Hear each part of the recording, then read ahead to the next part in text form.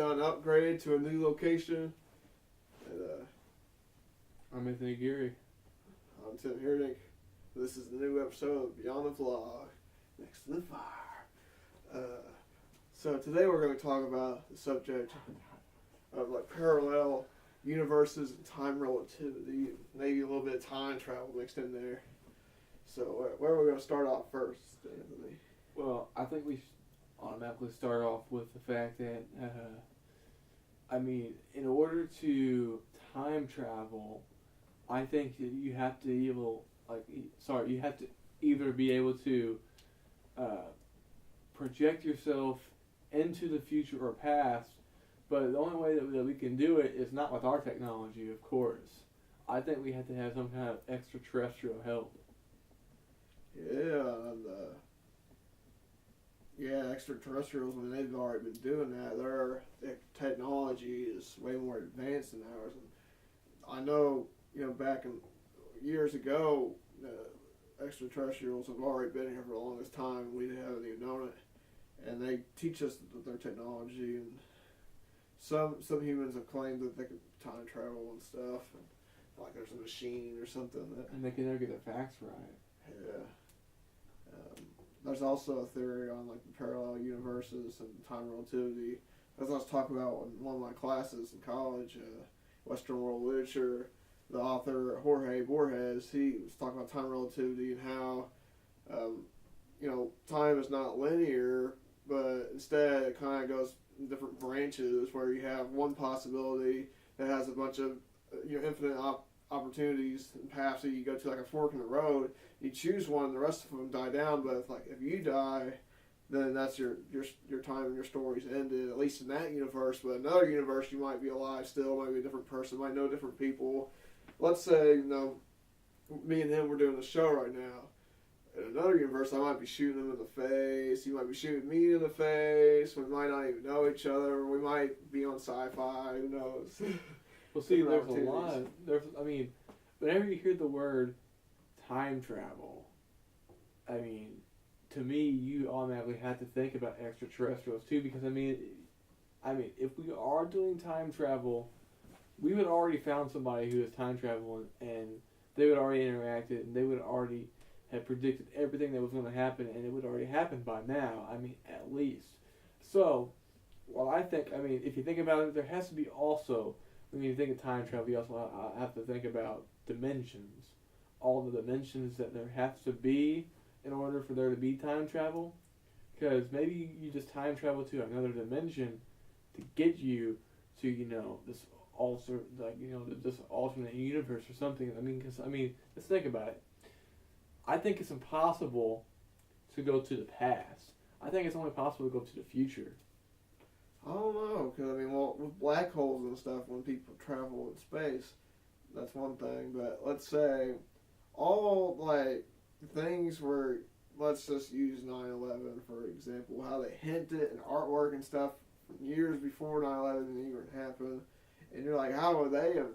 Is that a coincidence, or did they know about it? Did they predict it, or did they time travel to the future, and maybe those are like hints and warning signs of something's going to happen. It is possible that someone could have time traveled and seen that the whole entire attack happened and came back and, because you can never question the government the way they are sneaky. If time traveling is happening and it is going on and we are experimenting with it, then it has to be going on at the old base of Air 51 in Groom Lake. Yeah, that's probably what they're doing, because that's where they do all their experiments, all their black projects and stuff. It happens there. Now, whenever that UFO crashed in Roswell, they said that J-Rod or something, or the alien survived the crash and he's actually living in the Air 51 base. How do we not know that he didn't introduce us to time travel then in the 40s, and we've just been working on time travel ever since then? And we're just tweaking around with time travel, trying to see where we can go and what it can do for us. So, to me, I think that if time travel is possible, us, the mass, the people, we're never going to know about it. Yeah, we're just like the common folk. But there's also like a theory like the butterfly effect, where if you travel in time and either the past or like the future or whatever, you're changing all of those timelines that you know you're affecting them by changing even the smallest things. Creating paradoxes. Yeah, so it's very dangerous if for some reason we could figure out how time travel had to beware.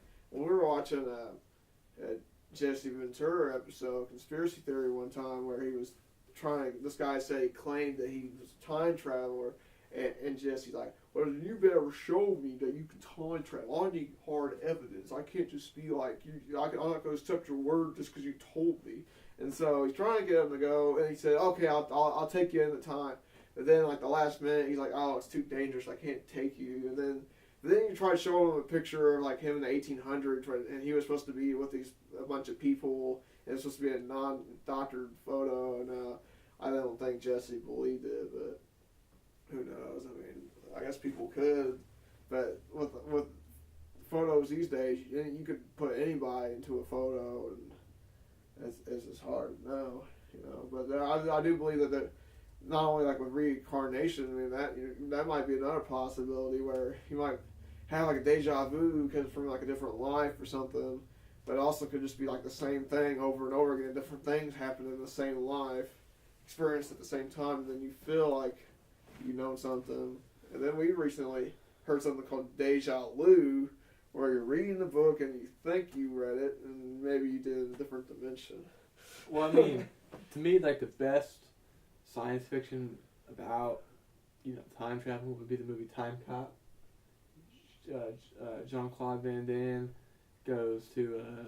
travels through time, and you know, it shows a lot of time traveling and stuff in that movie. He's like pretty much a cop to stop people from time traveling who are doing bad things and stuff.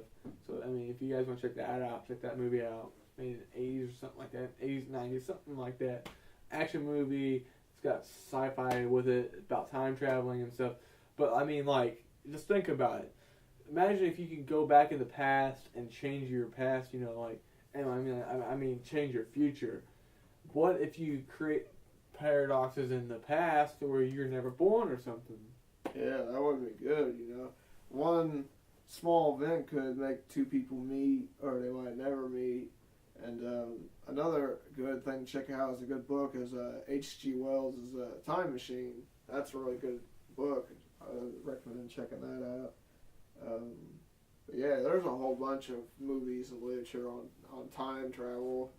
And I'm sure somebody's been able to do it at some point. I mean, there's just so many secrets, and just because you can do something, maybe it's not the best idea to do it either. So that's why not so many people know how to do it. It's probably labeled as a black project, and I guarantee you, Obama gets a envelope or like a folder every time he gets in his office. It says top secret. Well, let's turn the first page and see what they've been working on today. Oh, look, time travel. The so-and-so done this, went to this certain date.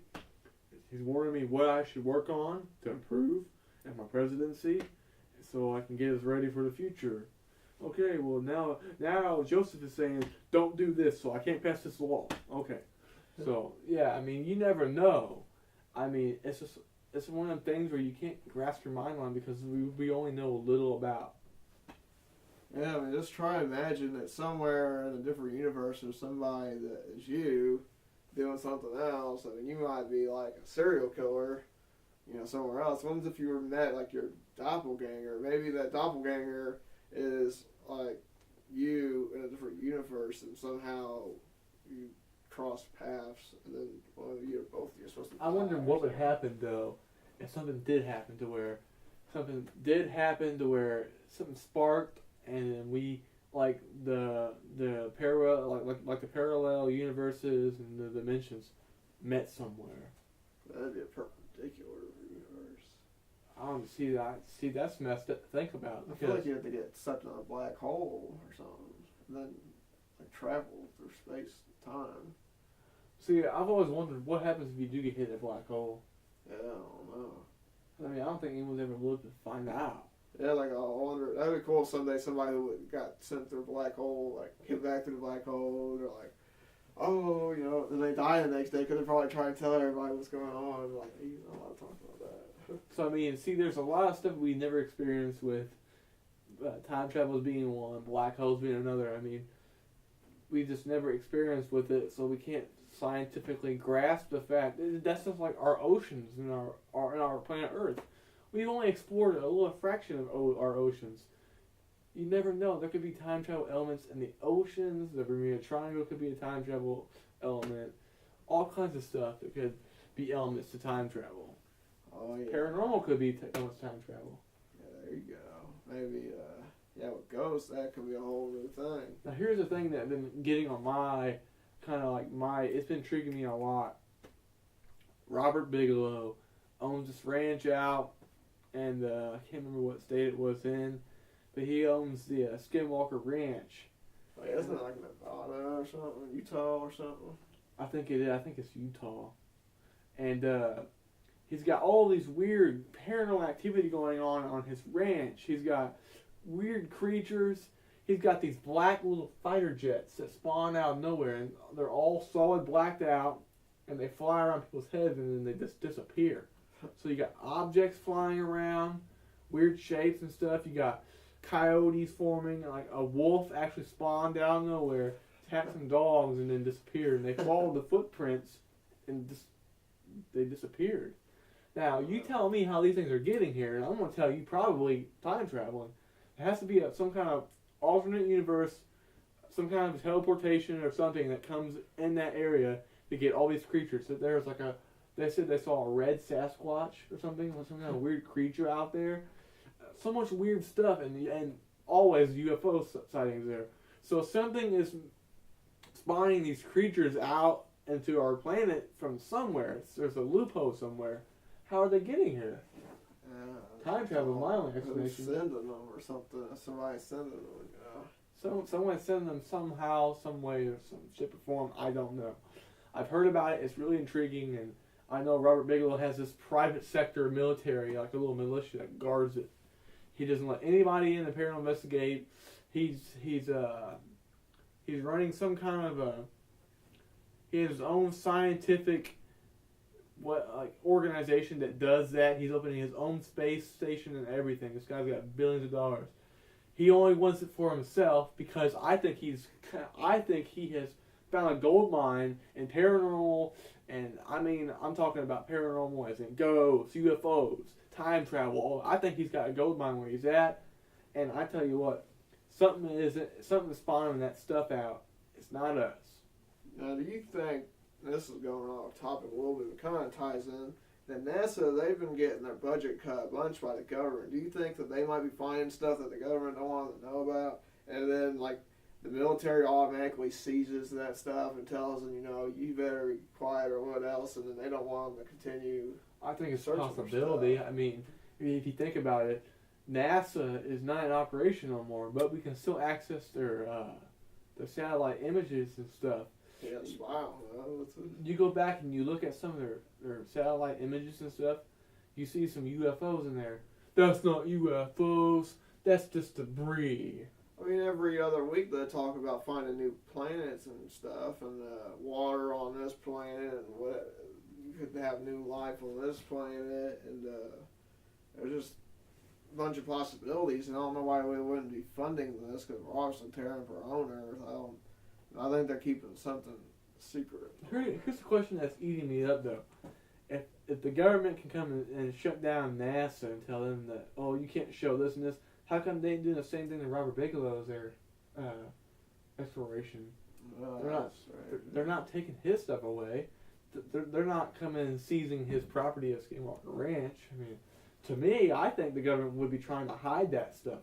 Yeah. Something ain't right. Maybe people will start ready to learn stuff yet. There's got to be some point in case there's like a disaster. It's just nice. That's the whole point, is to explore space and stuff. So yeah, guys, time travel, is it real? We don't know, but that question's up to you to answer in your own opinion. And if you ever find somebody that you don't talk to them because they'll be your doppelganger, you might mess up your own timeline and their timeline. So just look. They might go in the future and steal or go in the past and steal your girlfriend from you. Yeah, that wouldn't be good. Well, I'm Anthony Geary. I'm Tim Heerdink. There's always light beyond the dark.